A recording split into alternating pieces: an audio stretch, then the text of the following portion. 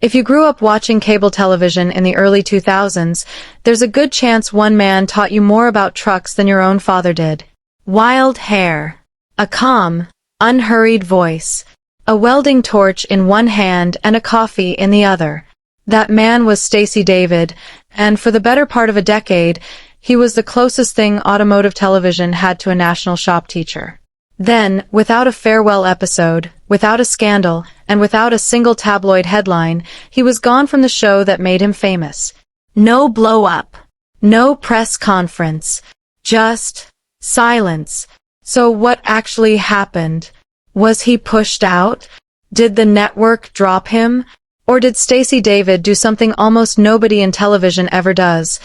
Walk away from a hit show on his own terms, at the peak of its popularity, because staying would have cost him something he valued more than fame?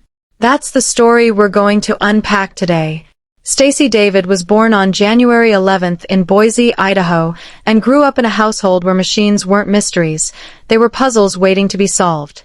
According to his own accounts and profiles of his life, his fascination with vehicles traces back to his father's old flat-fender Willys Jeep, the kind of rugged, no-frills four-wheel drive that made a kid want to know exactly how an engine turned fuel into motion. By the time he was 12 years old, David had already tackled his first real restoration project, his sister's 1963 Volkswagen Beetle. That's an early age to be pulling a car apart and putting it back together, but it set the tone for everything that came after. He wasn't a kid who watched other people work on cars. He was the kid doing the work. As he got older, that hands-on curiosity only deepened. He spent time in restoration and hot rod shops, building the kind of practical, trial-and-error knowledge that no classroom can fully replicate, the sense of how metal behaves under heat, how a suspension geometry actually rides versus how it looks on paper, and how to solve a mechanical problem when the textbook answer doesn't quite fit the truck in front of you. But there's a detail about Stacey David's life that surprises a lot of people who only know him as the truck guy. Before he became a fixture of automotive television, he pursued music. He moved to Nashville, Tennessee, and worked as a professional guitarist. It's a detail he still talks about today, and it's not a throwaway line in his biography. It shaped the way he approached his builds later on. A musician thinks about phrasing, rhythm, and tone.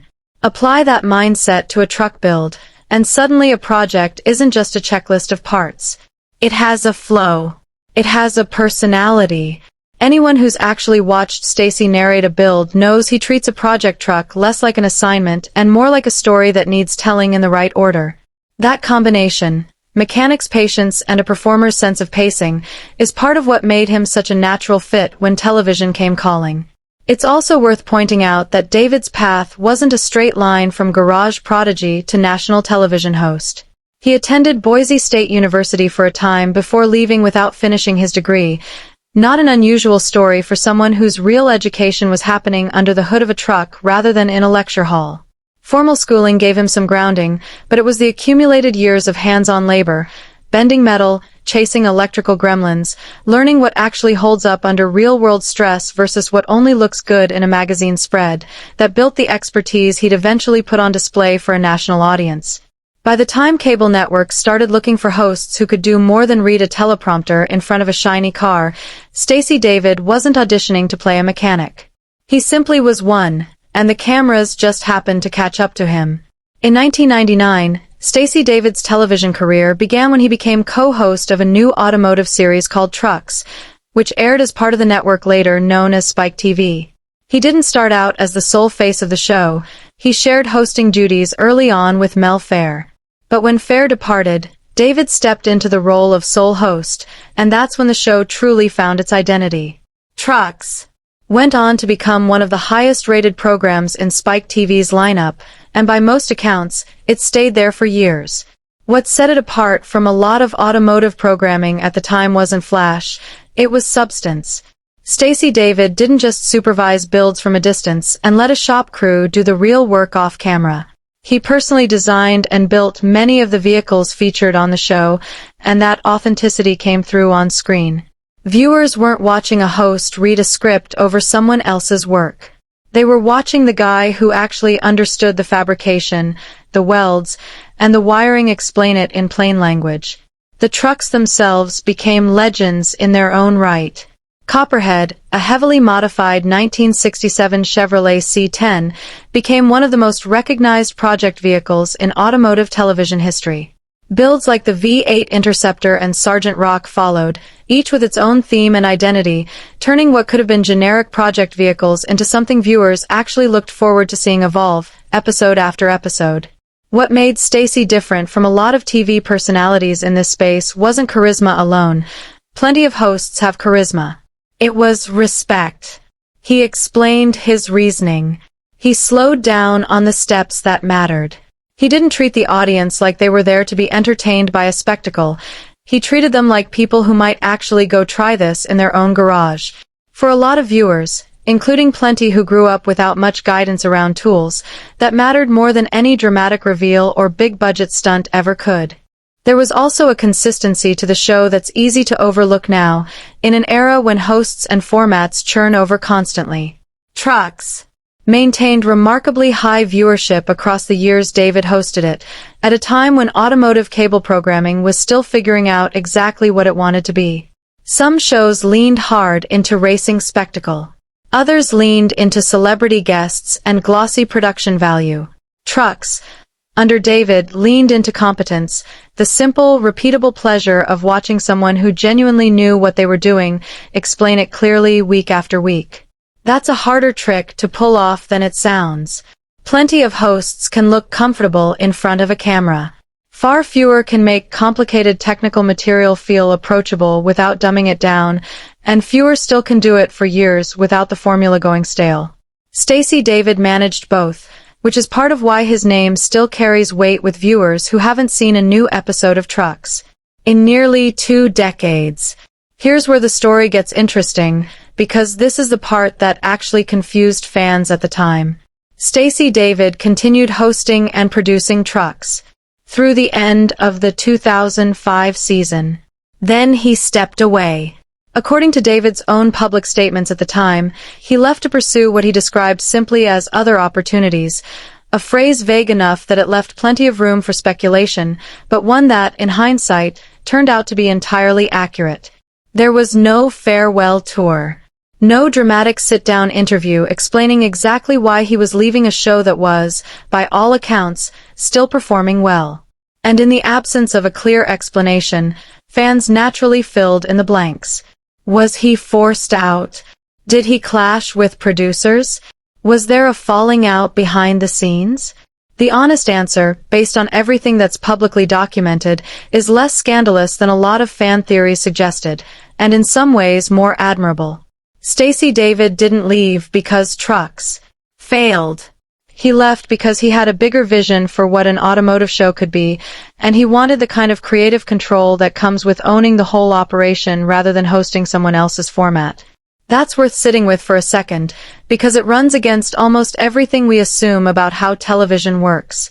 Most hosts, given a hit show and a loyal audience, hold on to that platform for as long as they possibly can, because visibility is currency, and once you lose it, there's no guarantee you get it back. Stacey David walked away from guaranteed visibility on a gamble that he could build something better on his own terms. That's not the behavior of someone who was pushed out. That's the behavior of someone who had a plan. It's worth being careful here, though, and separating documented fact from popular fan theory. Online discussions and retrospective videos about Stacey David's exit from Trucks have floated all kinds of explanations over the years. Network interference, sponsor pressure, creative disputes with producers. Some of that may well have played a role behind the scenes. Television networks in that era were increasingly leaning on sponsors and product placement to fund programming, and creative friction between hosts and producers over the direction of a hit show is common industry-wide. But none of that has been confirmed in David's own public statements. What's actually on the record is simpler and frankly more telling. He said he was leaving for other opportunities, and less than 2 years later, he proved exactly what that meant by building his own show from the ground up. Sometimes the least dramatic explanation is also the most accurate one. He didn't disappear into retirement, and he didn't quietly fade into being that guy from that old truck show. 2 years after leaving Trucks, In 2007, Stacey David launched Stacey David's Gears, debuting on ESPN2 before making the jump to the Speed Channel in 2008, where it remained for 6 seasons. From there, the show moved to MAV TV starting in 2014 and was later syndicated on the Velocity network as well. The difference this time wasn't just the network. It was ownership. Stacey David built Gears through his own production company, Rattletrap, a full-service video production operation he founded and continues to run as CEO. On Trucks, David was the face of a show that ultimately belonged to somebody else's network and format. On Gears, the show ran through him. He had control over the pacing, the projects, the tone, and the direction, rather than being a talented host operating inside boundaries set by other people. That distinction explains why Gears felt familiar to longtime fans of Trucks. Same voice, same hands-on philosophy, while also feeling like it had more room to breathe.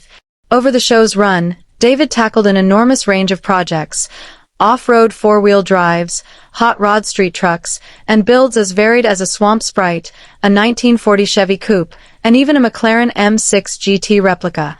According to Rattletrap's own account of the show's history, Gears has produced more than 200 episodes over its run, a scale that simply wouldn't have been possible if the show had folded or if Stacey David had quietly stepped out of the industry after 2005. This is really the core of the mystery fans have been asking about for years. Stacey David didn't vanish. He relocated, from a show he didn't fully control to one he did, and from mainstream cable's biggest platforms to a smaller, more sustainable one that he could keep running on his own terms for 2 decades and counting. The catalog of builds that came out of Gears also tells you something about what David valued once he had full creative control. Rather than sticking to one lane, he moved fluidly between projects, restoring a rough 1959 Ford panel truck into a one-off tool delivery rig, converting a McLaren M6 GT replica from a bare chassis into a running prototype, and tackling off-road builds alongside street trucks and even niche kit cars. That kind of range would have been difficult, maybe impossible, to sustain inside a rigid network format built around a single theme. On his own show, he had the freedom to chase whatever project actually interested him, and by extension, whatever project he thought would teach viewers something new. As automotive media evolved through the 2010s, opportunities for bigger platforms, wider distribution, and more commercial formats certainly existed. Automotive entertainment as a genre shifted dramatically during this window. Cable gave way to streaming, and short-form content on platforms like YouTube began pulling attention away from traditional half-hour build shows. Stacey David adapted, but he adapted in his own way. Rather than chasing algorithm-friendly drama or manufactured shop conflict, a trend that became increasingly common across automotive TV as competition for attention intensified, he kept building his own ecosystem. He launched a YouTube channel that, by recent counts, has grown to more than 400,000 subscribers, where he shares builds, product reviews, automotive history, and even the occasional guitar project, a nod back to his Nashville years. He also launched Tales of a Gearhead, a podcast that blends car culture with the kind of life lessons you'd expect from someone who has spent decades solving problems with his hands. And Gears itself found a new home on streaming, continuing to reach viewers through Amazon Prime alongside a companion series, Stacey David's Restoration series. None of that fits the profile of someone who vanished. What it fits is the profile of someone who deliberately chose depth over reach, a smaller, sustainable, self-owned operation over a bigger, louder platform that might have come with less control over the final product. There's a broader industry pattern worth noting here too.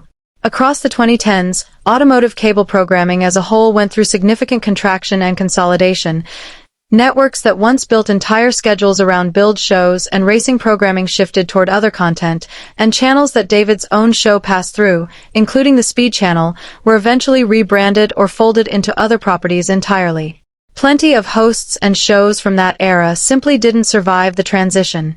The fact that Gears kept moving, from ESPN2 to Speed, to MAV TV, to Velocity, and eventually to streaming on Amazon Prime, while other automotive programming disappeared around it, says something about the durability of what David built. A show tied to one host's personal brand and owned through his own production company had more flexibility to migrate across platforms than a show that belonged entirely to a network's programming lineup. If there's a single thread running through Stacey David's entire career, it's this. He never treated the garage as a stage. He treated it as a classroom. Every build on trucks and later gears carried an implicit lesson: how to weld a clean bead, how to think through a suspension upgrade before spending money on parts, how to look at a rusted-out truck and see potential instead of scrap metal.